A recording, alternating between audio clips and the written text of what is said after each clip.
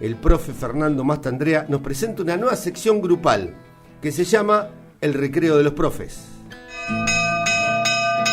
Bueno, cuando suena la campana, los profes... Hay que hacer silencio primero, ¿no? Para los estudiantes. No, salimos, no sé si no somos los primeros que salimos del aula corriendo, a veces. Y allá por el 2002, calculo, en realidad en el post-recreo, yo era preceptor, estaba estudiando todavía, y con un profe de música y uno de análisis y sistema que era muy leído, era amigo mío de antes, se nos ocurrió hacer un programa de radio que nunca salió al aire, y la idea era hacer una parte de música, 3 componentes, una parte de historia, porque yo estaba casi recibido, y una parte de literatura. Y se iba a llamar El Recreo de los Profes, porque nos quedábamos a almorzar juntos los viernes, y ahí surgió. Bueno, después terminamos tocando la guitarra, aprendiendo un par de cosas. Yo me quedé en el 45 con la guitarra, pero bueno, algo pude hacer desde la música, muy poquito, pero algo pude hacer. Así que bueno, un poco traer eso al programa y permitir una charla un poco, no necesariamente de historia, pero sí por ahí desde el punto de vista histórico, porque en definitiva cada profe, si bien es un recreo, cada profe tiene, el matemático tiene una forma de pensar las lógicas desde la matemática, el literario, el literata tiene otra forma de pensarlas. Y entonces, bueno, evidentemente vamos a estar teñidos de historia porque no nos queda más remedio, porque todos apuntamos a las ciencias sociales, pero bueno, hacer una charla como si fuera emular un poco una sala de profesores, ¿no? Sí, una sala de profesores es, además del momento de descanso, es la vuelta de una clase en donde generalmente lo que ocurre son cosas que no están dentro de lo esperable. Hay situaciones que pasaron en el transcurso del aula que, bueno, se pudieron manejar o no, pero sí que se convierten en el tema del recreo siguiente. Y es el tema de ese momento. A veces es más arduo, otras veces es un tema que no tiene una gran importancia, pero generalmente es un disparador. Y obviamente ahí cada uno habla no solamente desde su disciplina, sino también desde lo vivido, desde lo que le parece, de dónde le pega ese tema, de lo que sabe, o simplemente siempre están los que escuchan. Termina el recreo y vos no sabías que estaba, pero escuchó. Sí. Porque hay veces que hay temas que no todos queremos dar nuestra opinión. Porque dar nuestra opinión marca, como siempre, en todos los ámbitos, identidad. ¿Qué pienso, qué siento, qué me parece respecto de esto? Me parece que de alguna manera la sala de profesores genera amistades, a veces por años, genera enconos y a veces también genera interpelarse, fulana dijo tal cosa o fulano, me parece, no me parece, inclusive en el contundente no, siempre hay un minuto de reflexión. Sí, siempre. Alberto, no sé qué te pasaba en la sala de profes. Yo, ojo, reconozco que la rajaba más que nada, porque como soy fumador compulsivo, aprovechaba el recreo para ir a fumar como profesor, pero... En la sala de profesores también hay un reflejo de lo cotidiano. Sin duda. Y hay distintas posiciones. Totalmente. Y eso es lo más interesante. O sea, establecer una dialéctica con el resto de los compañeros y compañeras produce justamente la posibilidad de lo que está diciendo Marcela, plantear identidades. Y no es poco, porque eso también le estamos pidiendo en el aula a nuestros estudiantes, en ese sentido. Y me parece que la sala de profesores, más allá de que pueda haber grupos, hay veces que son dominantes dentro de la discusión, dentro de la interpelación, son lugares de reflexión.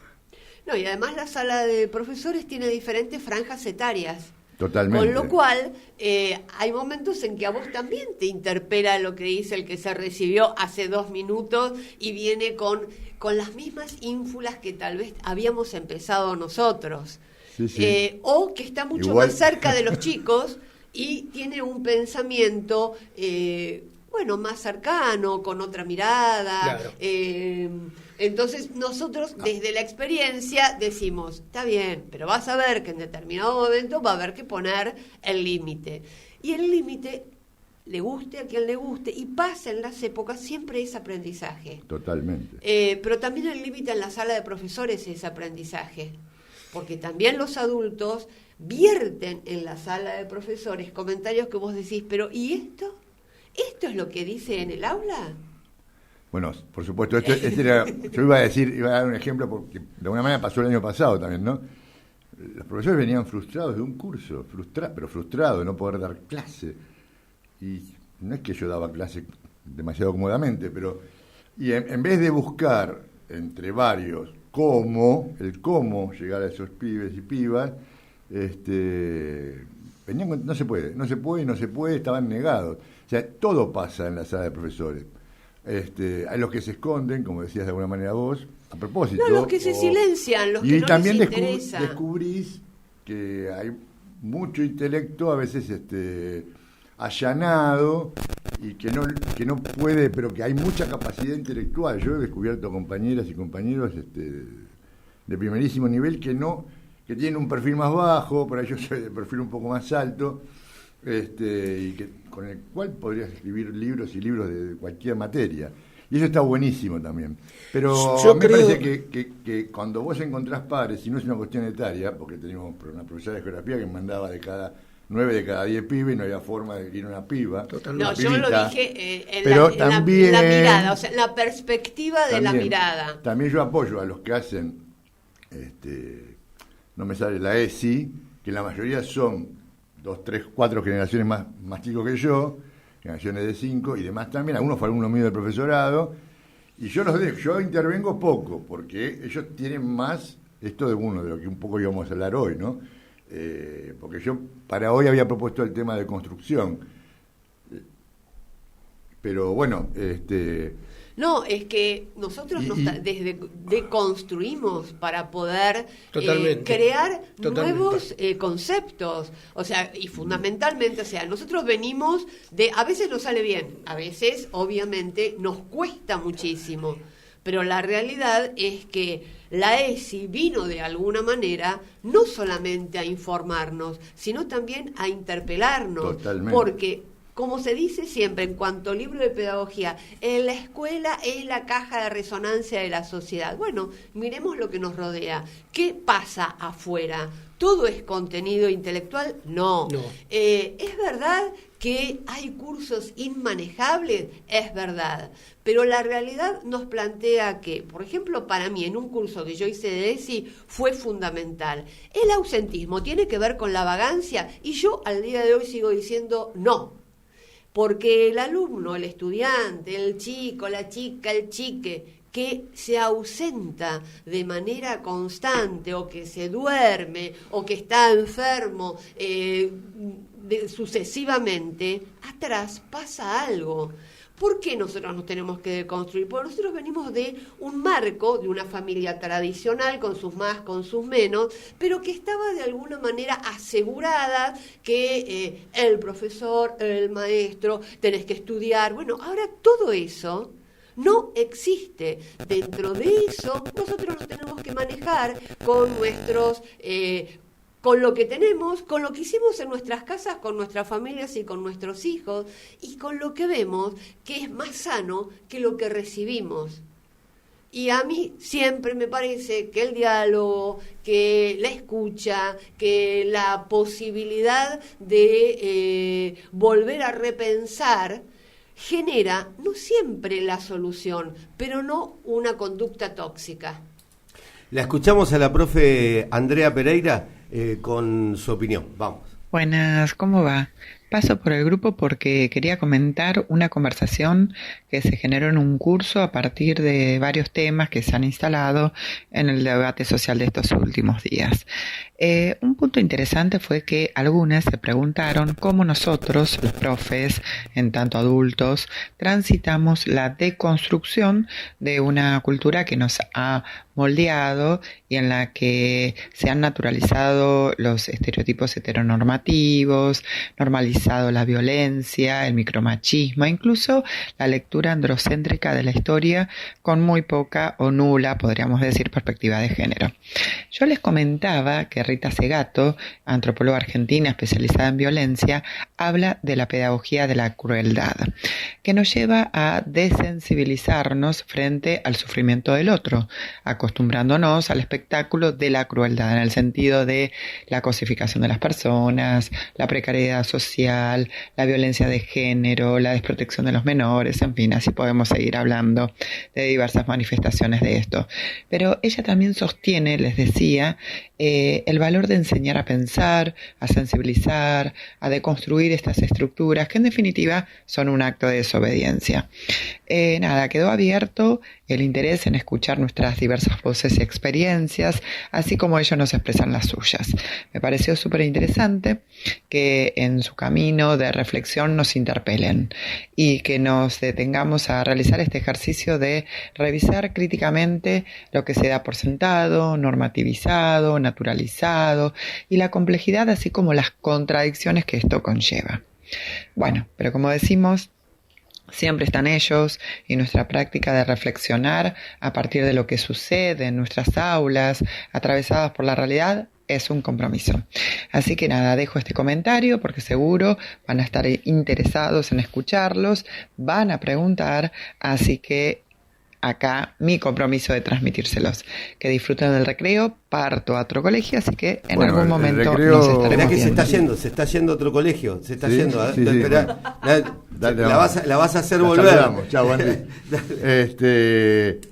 Bueno, hay muchas cosas para rescatar o para seguir charlando desde lo que nos plantea Andrea y de algunas cosas que había planteado Marcela, porque en realidad cuando uno tiene que aprender algo nuevo, realmente muchas veces tiene que deconstruir lo aprendido, porque si no se queda. Entonces, quien es profesor debería estar dispuesto a aprender toda la vida. Y este es parte del desafío que nos plantea hoy la deconstrucción, ¿no? O lo que hoy llamamos deconstrucción. Lo vamos a ir definiendo en los próximos recreos, porque me parece que resultó insuficiente. No, porque tiene que ver no solamente con la escuela, nosotros porque es nuestro ámbito, nuestro ámbito, pero claro. Cuando vos te sentás a repensar una situación, es un recreo, es un minuto que te das para ver, bueno, tengo tantos frentes, no entiendo, quiero llevar lo que yo aprendí y me sirvió, que no quiere decir que sirva para el día de hoy. Y el compromiso es siempre con uno, pero también con el otro. Bueno, el profe Alberto esperaba porque él quería. No, yo digo algo. que la sala de profesores es un lugar, y como bien dijo Marcela hace un momento, donde hay distintas franjas etarias. Yo he estado en alguna escuela muy conservadora donde parecía un consorcio, puntualmente la sala de profesores, Claro, y pasa y veces. totalmente. Y la nueva sangre que entró fue importantísima para ayornar y de construir los conocimientos de un círculo que parecía cerrado. Entonces, una de las conclusiones que saqué en ese momento es que no es que los mayores pasamos la posta, es que la posta va y vuelve. Totalmente. Y esto nos permite ver el oficio de la docencia, acercar a nuestros estudiantes desde otro punto de vista distinto del que fuimos formados. Escuchan, ahora vuelve el profe Fernando Mastandrea, que nos lleva a el recreo de los profes. Bueno, volviendo un poquito Al recreo, ahí está sonando la campana. Profes. Lo que pasa es que él sale rápido para ir a fumar. Sí, ¿entendés? es que Entonces fumamos sale como al corriendo. baño, hacemos todo Sí. juntos. Es que es un poco, a veces la imagen de los profes es una imagen impoluta, hoy mucho menos cuando nosotros íbamos al colegio, supongo. Totalmente. Pero La imagen de los profes al día de hoy, gracias a todos aquellos que están dentro del ámbito de la educación, es absolutamente deteriorada, es absolutamente considerada nefasta, con lo cual esta manera de no darle jerarquía a aquel que está enseñando, lo que genera también en la sociedad es esta devaluación que por supuesto creo que no tiene medida a lo largo de estos últimos tiempos. O sea, cuando uno escucha que desde las carteras de educación se habla de que los profesores no se preparan, son burros, no tienen ganas de trabajar, no les importa, es muy difícil remar sobre algo que nosotros sabemos que, como en cualquier tipo de actividad, hay gente que no se prepara, hay gente que no se actualiza, hay gente que queda en ese estado en donde no va a pasar nada porque no se juega por nada. Entonces es difícil hablar de educación en tiempos que no solamente es ahora, pero yo creo que ahora se ha puesto más de manifiesto, en donde la educación no tiene importancia. Y mi mínimo mensaje a todos aquellos que se están proponiendo para un cargo político es que busquen la manera de hacer una revolución, no solamente productiva, que parece que fuera lo único importante. Produzcamos desde lo cultural, desde lo educativo, desde lo social, una inclusión real, que es la que se da en las escuelas, generalmente, a través de no el uniforme del delantal blanco, ya no, sino dentro de un espacio en donde todos reciben lo mismo y teniendo en cuenta que cada uno puede tomar de acuerdo a sus circunstancias. Sí, creo que sin querer, o profeso, estamos entrando un poco en lo que planteaba Andrea, ¿no? Espero que lo hayan escuchado bien nuestros queridos oyentes, pero en definitiva Andrea hablaba del respeto al otro. Si no enseñamos esto en las aulas, creo no sé en qué otro lugar se puede... Y el respeto a lo diverso, porque, por eso digo, y esto de alguna manera uno lo enseña, y no sé si lo enseña solamente con palabras, sino más bien con actitudes. Me pasó, bueno, que después en otro programa más adelante podemos hablar de lo no binario, pero me pasó con un par de chicas el año pasado, y por suerte uno se va acomodando. Una pidió directamente que usara un nombre abreviado que podía ser tanto masculino como femenino, como si dijéramos Ale, que no es ni era Alejandra, y pidió ser Ale.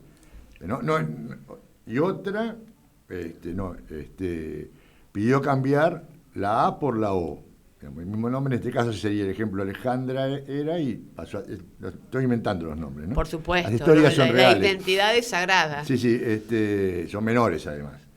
Y entonces, que en vez de llamar a Alejandra, la llamamos Alejandro. Y la otra no, la otra venía de un nombre femenino y quería... Ambas salen con chicos, digamos, ahí... A ver, uno puede ser, a veces no, puede ser por lo arcaico de uno, pero no comprende para cuál es la necesidad de sentirse no binario, si igual van a salir con varones, pero en definitiva es lo que sienten, la forma en que se perciben estas adolescentes, o estos adolescentes, o estes adolescentes. A mí me cuesta mucho el lenguaje inclusivo, porque para hablar de corrido me cuesta, tengo que estar muy sereno, pero sí logré todo el año llamarlas como ellos querían. Y eso me parece que me acercó mucho, no solo, porque era de dos cursos distintos, a los que me habían pedido eso, sino a otros que perciben que vos respetás el deseo de ese estudiante, aunque sea un menor, aunque vos seas el que tiene pero no es una cuestión de poder, porque uno es el profesor. Entonces, como acá dice, Alejandra, yo te llamo Alejandra. Igual reconozco que una vez me pasó, ¿no?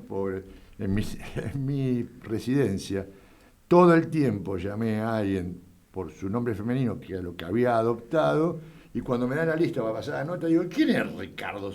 No sé, sí me acuerdo el nombre femenino, no me acuerdo el nombre. ¿Quién es Ricardo Pérez? ¿Qué sé yo? Y no es. Y al toque me di cuenta y me quería suicidar. Claro.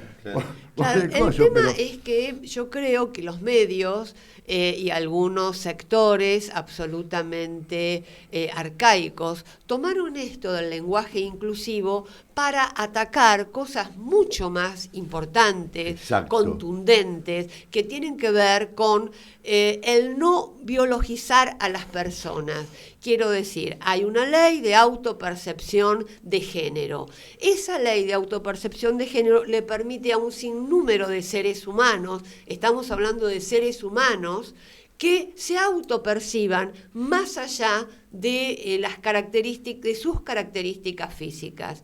Más allá de que la ley está para cumplirlas, esto amplía el universo humano en el sentido de la mirada por el otro. Cuando Andrea hablaba justamente de Rita Segato y de esta crueldad en el trato que tiene que ver con aquel que se autopercibe diferente, diverso, que no responde a esta marca heteronormativa, esto es un signo de la época. Cuando nosotros en algún punto pensábamos en una sociedad ortodoxa, hablábamos de mamá, papá, hijitos. De hecho, todavía hay muchos autos que van a ver que tienen la calcomanía de esa familia que era el ideal. Hoy sabemos que eso es absolutamente de modé, por decirlo de alguna manera, porque los seres humanos han buscado otra manera de socializar y también desde la libertad, desde el amor y desde el respeto por el otro han construido familias con 2 mamás, con 2 papás, familias uniparentales. Aquellos que no pueden entender esto van a buscar generalmente la parte patológica, o sea, patologizar familias diversas, aquel que se percibe de una manera, pero vos sabés que, o lo ves que tiene un cuerpo diferente. O sea, esto ocurre acá y ocurre en todo el mundo. La idea es saber dónde uno está parado, qué es lo que yo quiero en cuanto a mi relación con el otro. Quiero imponer una manera de vida, un pensamiento que me puede haber dado buenos resultados, o por el contrario, estoy abierta a darme cuenta que la sociedad se ha modificado, que los seres humanos en libertad han elegido vivir de una forma que no es la estructurada y la que se supone, sobre todo por medios religiosos, válida y perfecta, porque si nosotros buscamos estadísticas de violencia intrafamiliar, de abuso, de violación, generalmente son métodos heteronormativos. Y no, ni homosexuales, ni diversidad, ni todo lo que ha surgido como respuesta a la necesidad, e insisto, en la calidad de seres humanos. Hay algo que dijeron ustedes dos que se ve en las escuelas.